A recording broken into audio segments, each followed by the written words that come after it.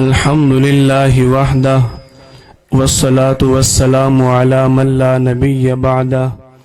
أما بعد فأعوذ بالله من الشيطان الرجيم بسم الله الرحمن الرحيم وكذلك جعلنا لكل نبي عدوا قال النبي صلى الله عليه وسلم المرء مع من أحب إليه أو كما قال صلى الله عليه وسلم اللهم صل على محمد وعلى آل محمد كما صليت على إبراهيم وعلى آل إبراهيم إنك حميد مجيد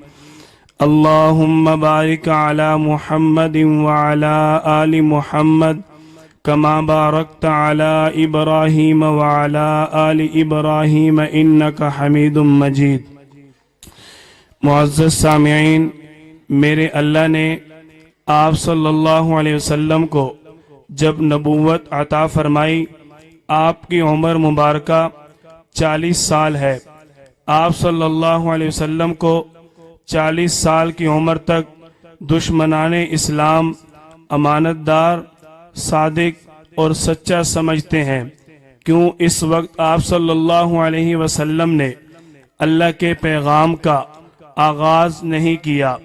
آپ صلی اللہ علیہ وسلم کو جب نبوت ملتی ہے علی بصیرۃ انا ومن اتبعنی کے تحت، آپ صلی اللہ علیہ وسلم کو اللہ تعالی حکمت اور بصیرت کے ساتھ خاموش محنت کا حکم فرماتے ہیں۔ آپ صلی اللہ علیہ وسلم کی دعوت کا سلسلہ خاموش محنت کے ساتھ 3 سال تک چلتا رہتا ہے۔ جب آپ صلی اللہ علیہ وسلم کی عمر مبارکہ 43 سال کی ہوتی ہے، اللہ کی طرف سے آپ کو دوسرا حکم ہوتا ہے، فاصدع بما تؤمر واعرض عن المشرکین۔ آپ اپنے پیغام کو علی الاعلان پیش کریں اور مشرکین کی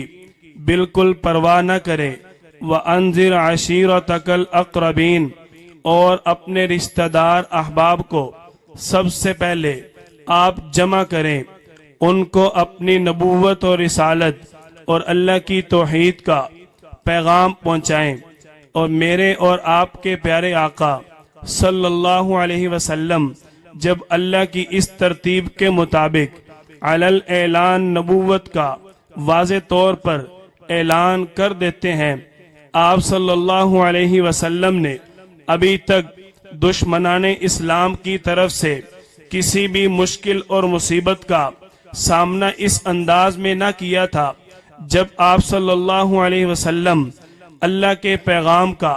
واضح طور پر اعلان کرتے ہیں، اب دشمنان اسلام آپ صلی اللہ علیہ وسلم کے جان کے بھی دشمن بن گئے، ایمان کے بھی دشمن بن گئے، آپ صلی اللہ علیہ وسلم کے پیغام اور خاندان کے بھی دشمن بن گئے۔ میرے اور آپ کے پیارے آقا نے جب علی الاعلان نبوت پیش کی تو آپ کا پہلا دشمن ابو لہب اسی مجلس میں آپ صلی اللہ علیہ وسلم کی گستاخی کرتا ہے اور اپنے دونوں ہاتھ اٹھا کر آپ صلی اللہ علیہ وسلم کی گستاخی کا اظہار کرتا ہے، اپنی نفرت کا بھرپور اظہار کرتا ہے۔ آپ صلی اللہ علیہ وسلم کی گستاخی میرے اللہ نے کبھی برداشت نہیں کی۔ یہ وہ بات ہے جو میں آپ حضرات کو سمجھانا چاہتا ہوں، پوری توجہ کے ساتھ بات سمجھیے گا۔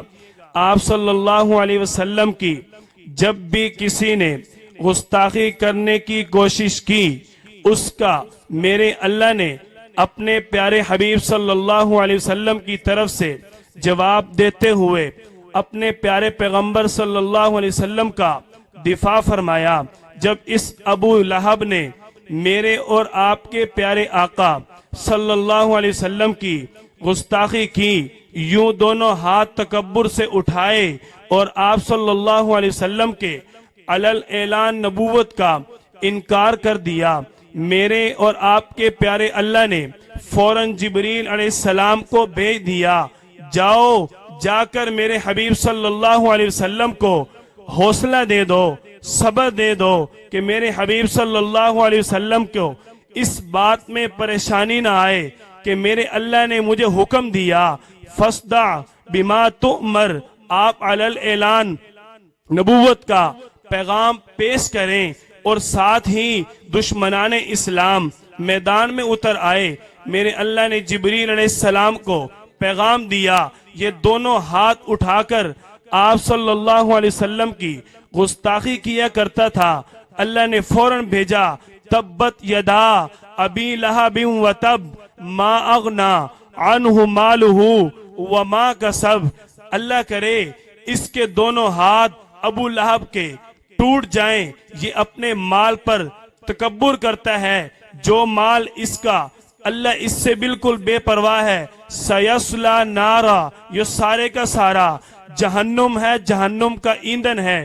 اسی دوران آپ صلی اللہ علیہ وسلم کی گستاخی کرنے والا دوسرا فرد جس کا نام امیہ بن خلف ہے، آپ صلی اللہ علیہ وسلم کی دشمنی کے اندر نفرت کا، بغض کا، گستاخی کا اظہار کرتے ہوئے آپ کی مجلس میں آتا ہے، اپنے ہاتھ میں ہڈیوں کو پیس کر ایک جانور کی ہڈیاں لے کر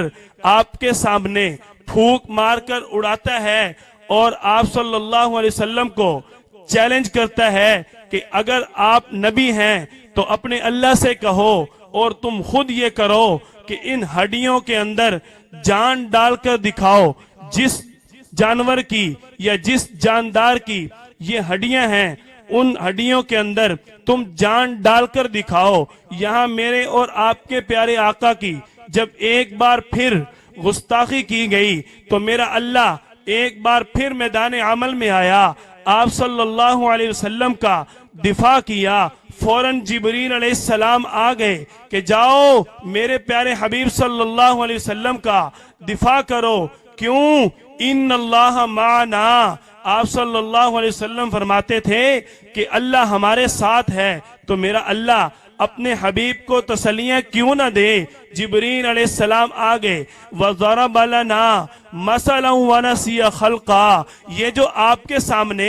ایک بیان لے کر آیا ہے، یہ اس کی مثال دے رہا ہے کہ جانور کو یا ان ہڈیوں کو، جاندار کو زندہ کر کے دکھاؤ۔ وَنَسِيَ خَلْقًا، اس کی خود اپنا جسم ایک مثال ہے، یہ بھول چکا، اس کو کس نے پیدا کیا؟ اللہ تعالیٰ نے۔ ساتھ ہی آپ صلی اللہ علیہ وسلم کو حکم دیا قُلْ يُحْيِيهَا الَّذِي أَنشَأَهَا أَوَّلَ مَرَّةٍ، آپ اس کو علی الاعلان واضح طور پر یہ اعلان کر دیں کہ میرا اللہ جس طرح ایک کو زندہ کرتا ہے اسی طرح اللہ بار بار زندہ کر سکتا ہے، اور اللہ تعالیٰ اسی طرح ہر بات کو، ہر پیغام کو جانتا ہے اور پیدا کرنے والی ذات ہے۔ میرا اللہ صرف خالق نہیں ہے۔ اللہ تعالیٰ نے فرمایا آپ اس کے سامنے اس چیز کا اظہار کریں، وَهُوَ الْخَلَّاقُ الْعَلِيمُ،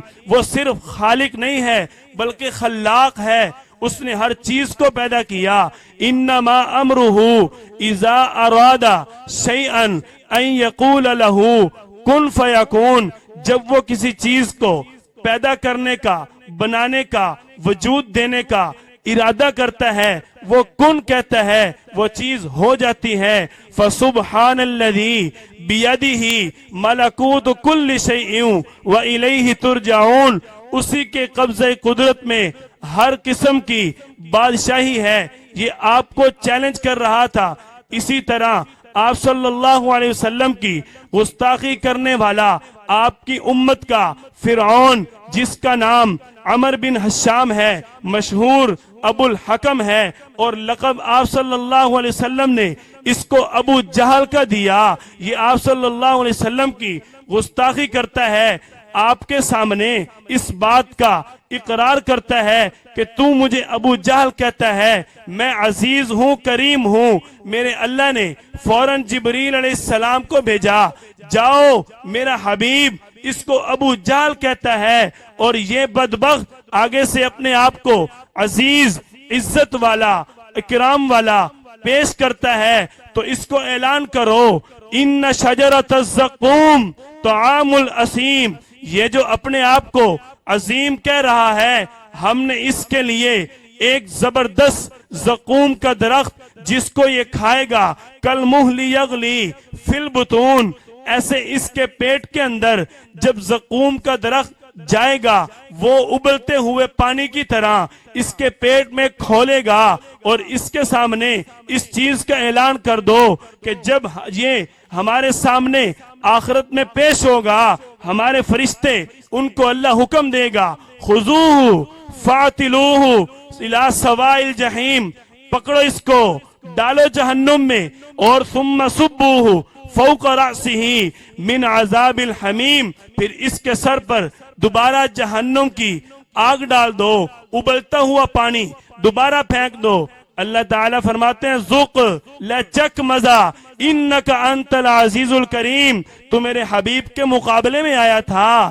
تو میرے حبیب کے مقابلے میں آ کر کہتا تھا میں عزیز ہوں، میں کریم ہوں، تو کہتا تھا نا میں عزیز ہوں کریم ہوں، جتنا بڑا تو زبردست بنتا ہے اس سے بھی زبردست ہم نے تیرے لیے عذاب تیار کیا ہوا ہے۔ آپ صلی اللہ علیہ وسلم کی دشمنی میں گستاخی کرنے والا آپ صلی اللہ علیہ وسلم کا ایک اور بڑا دشمن جس کا نام عقبہ بن ابی معیط ہے، یہ ابی بن خلف کا بہت گہرا دوست ہے، جو ابی بن خلف حضرت بلال رضی اللہ تعالیٰ عنہ کا دشمن ہے۔ آپ صلی اللہ علیہ وسلم کی یہ عقبہ گستاخی کرتا ہے، اور جب آپ صلی اللہ علیہ وسلم کی مجلس میں بیٹھ کر قرآن سنتا ہے، ابی بن خلف اس کو کہتا ہے کہ تو اس کی مجلس میں بیٹھا، تو نے قرآن سنا، تو نے یہ غلطی کی، اگر تو میرا دوست ہے آج کے بعد اس پیغمبر کی مجلس میں نہیں جائے گا، اور جب اس پیغمبر کو تو دیکھے گا اس کے چہرے پر تھوکے گا۔ نعوذ باللہ، اس بدبخت نے اپنے دوست ابی بن خلف کی بات کو مان لیا، اور فوراً میرے اللہ نے آپ صلی اللہ علیہ وسلم کا دفاع کیا۔ اس دفاع کرتے ہوئے میرے اللہ نے وہی اتاری وَيَوْمَ يَعَزُّ الظَّالِمُ عَلَى يَدَيْهِ يَقُولُ يَا لَيْتَنِي اتَّخَذْتُ مَعَ الرَّسُولِ سَبِيلًا، یہ اس دن کیا کریں گے ظالم لوگ؟ یہ اس دن کہیں گے یا لیتنی، کاش ہم اتخذت مع الرسول سبیلا، اس رسول کا اس پیغمبر کا ساتھ دیا ہوتا، کاش میں اس کو دوست نہ بناتا، کاش میں اس بدبخت کی بات کو نہ مانتا۔ میرے اللہ نے آپ صلی اللہ علیہ وسلم کے ہر گستاخ کو جواب دیا، میرے اللہ نے آپ صلی اللہ علیہ وسلم کا ہر دم ہر وقت دفاع کیا اور کر کے دکھایا۔ آج پوری دنیا کے اندر دشمنان اسلام، دشمنان ناموس رسالت اس بات کو خوب سمجھ لیں کہ آپ صلی اللہ علیہ وسلم کی ذات اقدس وہ ذات ہے جس کو میرا اللہ خود بلند کرتا ہے۔ وَرَفَعْنَا لَكَ ذِكْرَكَ، میرے حبیب کی شان کے اندر کوئی فرق نہیں آئے گا۔ کوئی گستاخ اگر گستاخی کرے گا میرا اللہ خود دفاع کرتا ہے۔ میرے حبیب صلی اللہ علیہ وسلم کی ذات، میرا اللہ اس چیز کا محتاج نہیں ہے کہ ان کا دفاع ہم کریں، میرا اللہ دفاع کرنا جانتا ہے۔ اب ہم آپ صلی اللہ علیہ وسلم کی محبت میں آ کر آپ صلی اللہ علیہ وسلم کا دفاع اگر کریں گے تو اپنے ذریعے نجات کے لیے کریں گے۔ آج ہم سب نے اس ذمہ داری کو صرف ایک مولوی اور صرف ایک عالم کی حد تک قید کر دیا، حالانکہ یہ ہر ایک مسلمان کی اپنی ذمہ داری ہے۔ جب بھی کوئی شخص آپ صلی اللہ علیہ وسلم کی جماعت اور آپ کے تقدس کے بارے میں گستاخی کرے گا، ہر مسلمان کا 100% یہ حق بنتا ہے کہ وہ آپ صلی اللہ علیہ وسلم اور آپ کی ناموس کے دفاع میں میدان عمل میں آئے گا۔ کہ آپ سب اس چیز کا عہد کرتے ہو؟ دیکھو میرا اللہ اس چیز کا محتاج نہیں ہے، میرے حبیب صلی اللہ علیہ وسلم کی ذات اس چیز کی محتاج نہیں ہے، کیونکہ چاند کی طرف منہ کر کے تھوکنے والا اس کے منہ پر خود تھوک آئے گا اور اس کا نقصان اسی کو ہوگا۔ اس سے کسی قسم کا اسلام کے اندر کوئی کمی زیادتی نہیں ہوگی، لیکن آپ اگر دفاع کریں گے آپ کے لیے یہ زیادتی ہوگی۔ آپ کا اس کام کے اندر نفع ہوگا، اللہ آپ کو ذریعہ نجات دے دے گا جو آپ کو آخرت میں کام آئے گا۔ میرے ساتھ یہ سب عہد کریں کہ ہم ناموس رسالت کی خاطر، ہم ناموس رسالت کی خاطر جان نچھاور کر دیں گے، ہم ناموس رسالت کی خاطر جان نچھاور کر دیں گے۔ گر وقت نے ہم سے خوں مانگا، ہم وقت کا دامن بھر دیں گے۔